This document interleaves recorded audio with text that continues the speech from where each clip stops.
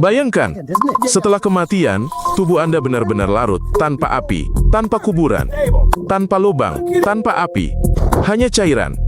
Dan ini sepenuhnya legal di sejumlah negara. Tubuh ditempatkan dalam kapsul baja tertutup, diisi dengan air dan alkali kaustik, dan dipanaskan hingga 150 derajat Celcius di bawah tekanan. Terjadi reaksi yang melakukan apa yang dilakukan asam, hanya lebih lembut. Dalam 3 hingga 4 jam, semua yang lunak, kulit, organ, jaringan, larut sepenuhnya. Yang tersisa dari tubuh hanyalah cairan bening dan beberapa fragmen tulang putih. Cairan yang dihasilkan bersih, bebas DNA, dan tidak berbau, cukup dibuang ke saluran pembuangan. Tulang-tulang tersebut digiling menjadi bubuk dan diberikan kepada keluarga, seperti abu biasa setelah kremasi. Metode ini menggunakan energi 4 kali lebih sedikit daripada kremasi tradisional. Merkuri dari tambalan gigi tidak dilepaskan ke udara. Suhunya terlalu rendah untuk itu. Saat ini, metode ini legal di lebih dari 20 negara bagian AS dan beberapa negara Eropa. Jumlah orang yang ingin membuang tubuh mereka dengan cara ini meningkat setiap tahun. Sebagian orang menandatangani perjanjian semacam itu sebelumnya, saat masih hidup. Mereka ingin meninggal dengan tenang, tanpa api, tanpa lubang di tanah, hanya untuk kembali ke alam dalam beberapa jam. Kerabat menerima bubuk putih salju, lebih murni daripada abu kremasi. Tidak ada bau terbakar, tidak ada zat berbahaya. Akhir yang tenang dan murni bagi tubuh manusia. Bagaimana jika, alih-alih larut, Anda dibekukan hingga sangat rapuh sehingga getaran saja dapat menghancurkan tubuh Anda? Itulah tepatnya cara kerja metode penguburan Swedia. Tubuh direndam dalam nitrogen cair dan didinginkan hingga minus 196 derajat Celcius. Pada suhu ini, daging manusia menjadi seperti kaca, keras dan benar-benar rapuh. Kemudian getaran dihidupkan. Dalam beberapa menit, tubuh benar-benar hancur menjadi bubuk halus. Tidak ada bau, tidak ada yang menyentuhnya, mesin yang melakukan semuanya. Bubuk tersebut dilewatkan melalui vakum, menguapkan semua kelembapan. Tubuh seberat 80 kg pada akhirnya menghasilkan sekitar 20 kg bahan kering. Sebelum pengemasan akhir, bubuk diperiksa keberadaan logam. Alat jantung, mahkota gigi, dan implan semuanya dilepas secara terpisah untuk menghindari kontaminasi tanah. Jenazah ditempatkan dalam kotak pati dan dikubur dangkal. Setelah 1 tahun atau 1,5 tahun, kotak dan isinya benar-benar menghilang ke dalam tanah tanpa jejak. Banyak orang meminta untuk menanam pohon di atasnya.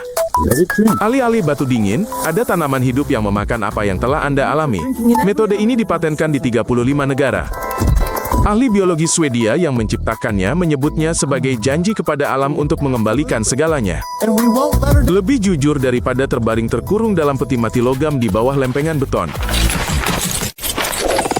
Bagaimana jika, setelah kematian, Anda dapat diubah menjadi berlian asli dan dikenakan setiap hari? Ini bukan film. Sebuah perusahaan Swiss sedang melakukan ini sekarang, dan ada daftar tunggu yang panjang untuk layanan tersebut. Setelah kremasi, sekitar 3 kg abu tersisa. Untuk membuat berlian, Anda membutuhkan setidaknya 500 gram. Dari situ, karbon yang hampir murni diekstrak secara kimia. Karbon ditempatkan dalam ruang pada suhu 1370 derajat Celcius, dan di bawah tekanan yang cukup untuk menghancurkan sebuah mobil kecil. Beginilah cara alam menciptakan berlian selama jutaan tahun, hanya saja di sini membutuhkan waktu berminggu-minggu.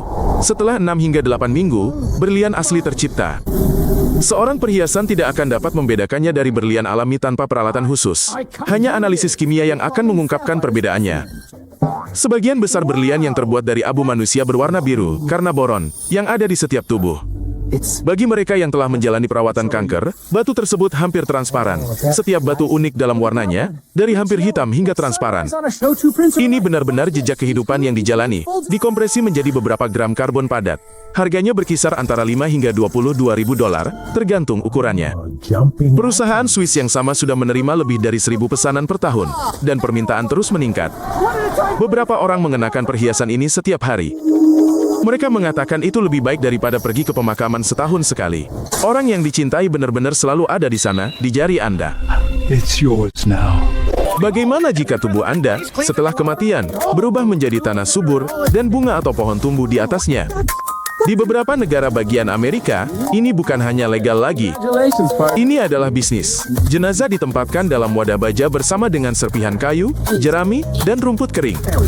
Di dalamnya, keseimbangan kelembapan dan udara yang tepat diciptakan. Bakteri mulai bekerja. Bakteri memanaskan isinya hingga 65 derajat Celcius, suhu yang menghancurkan semua patogen. Segala sesuatu akan terurai, termasuk tulang dan gigi. Dalam waktu 30 hari, tubuh berubah menjadi kompos yang bergizi. Ini menghasilkan sekitar 800 liter tanah subur, sekitar 2 gerobak tanah gelap.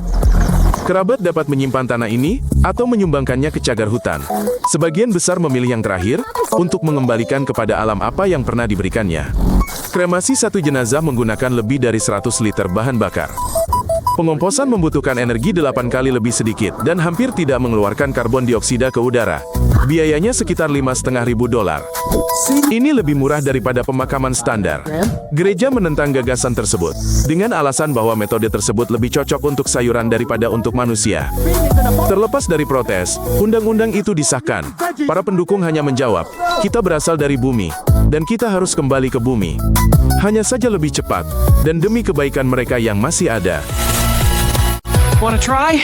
Melarutkan, membekukan, berlian, kompos, industri pemakaman berubah di depan mata kita.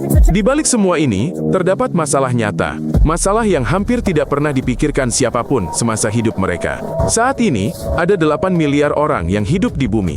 Dan jumlah orang mati yang terbaring di bawah tanah sudah hampir 2 kali lipat dari angka tersebut. Pemakaman di banyak kota sudah penuh sesak. Kremasi satu jenazah melepaskan sekitar 250 kg karbon dioksida ke udara, sebanyak emisi dari penerbangan satu ibu kota Eropa ke ibu kota lainnya. Metode-metode baru ini bukan hanya kemewahan bagi orang kaya. Masing-masing metode tersebut sudah legal di setidaknya beberapa negara. Satu-satunya pertanyaan adalah kapan metode-metode ini akan meluas.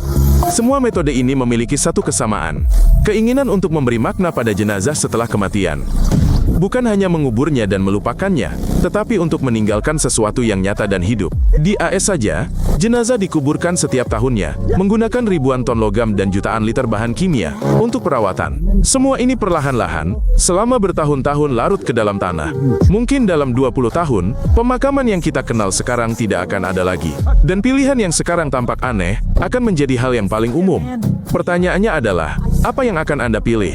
Berlian, pembubaran, atau kompos? Tidak peduli bagaimana akhirnya, penting untuk mengetahui apa yang menanti Anda. Berlangganan saluran ini, dan tonton episode lainnya. Masih banyak fakta menakjubkan lainnya. Ini penting.